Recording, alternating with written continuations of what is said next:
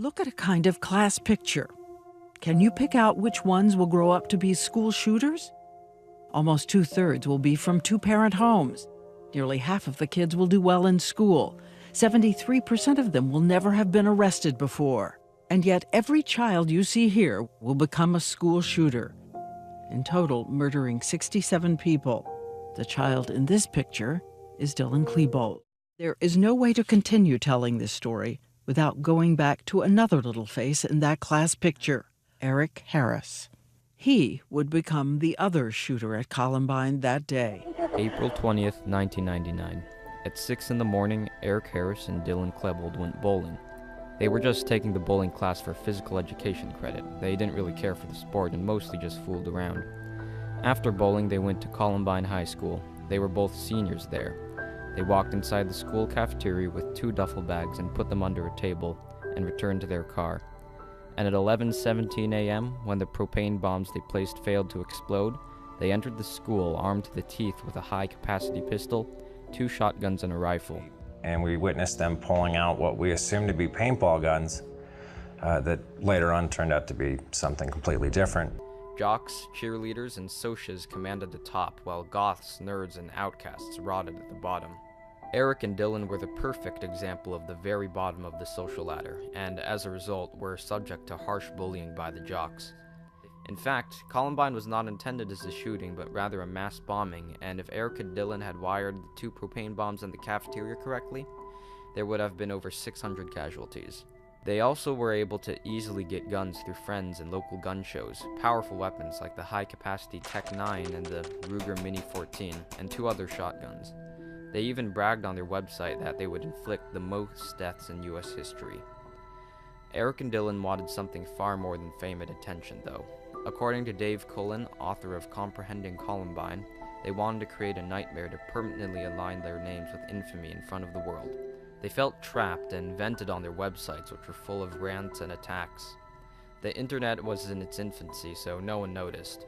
But Eric and Dylan were, in essence, ticking time bombs. In their senior year, 8 months before Columbine, the 2 boys spent more time together. They liked violent movies and making little movies of their own, trying on what it's like to be tough guys.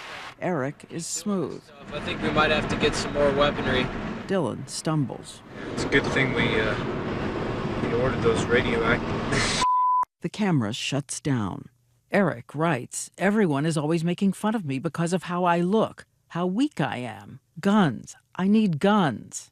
Dylan asks for one, too. And I had told him no. Sue Klebold says she used to look through his room during his junior year, but by his senior year, she decides to respect his privacy with distance and regret. O'Toole says there were signs that were missed and that it's striking how many other people might have raised an alarm. It turns out the boss at the pizzeria where Dylan worked had seen the 2 boys experimenting with a pipe bomb. And perhaps most shocking of all, the police knew Eric had a website. 10 pages of savage threats. Some frightened parents had alerted them. Police started to draw up a search warrant, but thinking they don't have enough, do nothing.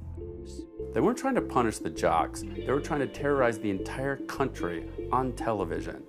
And if we're going to prevent more of these attacks, we have to start by understanding what happened here and why they did it. Using instructional books like the Anarchist's Cookbook and internet videos, they built 99 pipe bombs and tested propane bombs.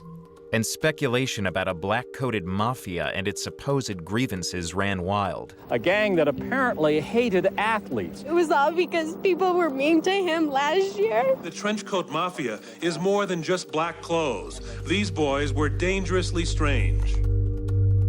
In a yearbook photo of some group members that was broadcast nationwide, neither gunman appeared. One member of the Trenchcoat Mafia, John Savage, said there was a good reason for their absence. Eric and Dylan were not at all a part of the things that we did as a group.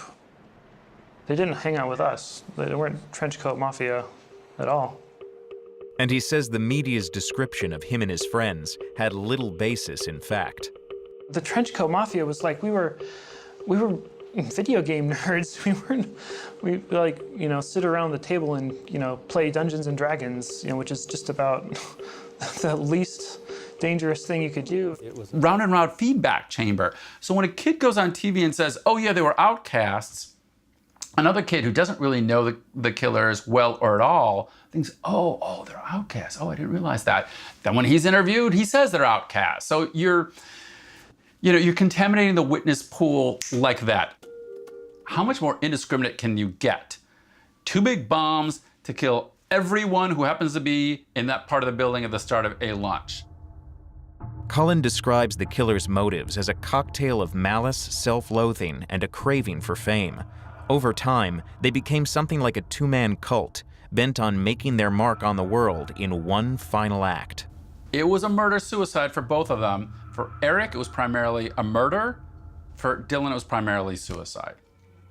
They took the tactics of terrorists and said, we can do the same stuff for our own aggrandizement. Eric talked about his audience in his journal and whether they were going to understand this. He has also begun to keep a secret journal, and his journal is filled with venomous threats, graphic fantasies about revenge on people who've insulted him, people engulfed in flames, decapitated heads.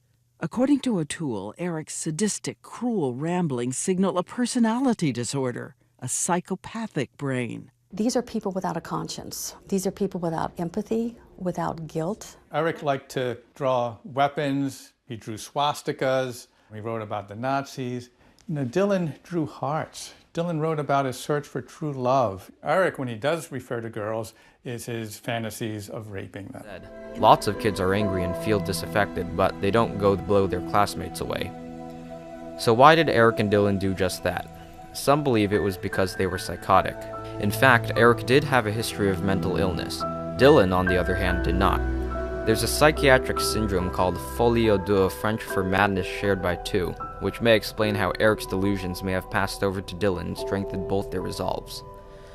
Since Columbine, law enforcement says there have been 50 rampage school shootings. ABC News has estimated at least 79 thwarted plots, more than half of them mentioning Columbine. So what can we do about the shooting at schools?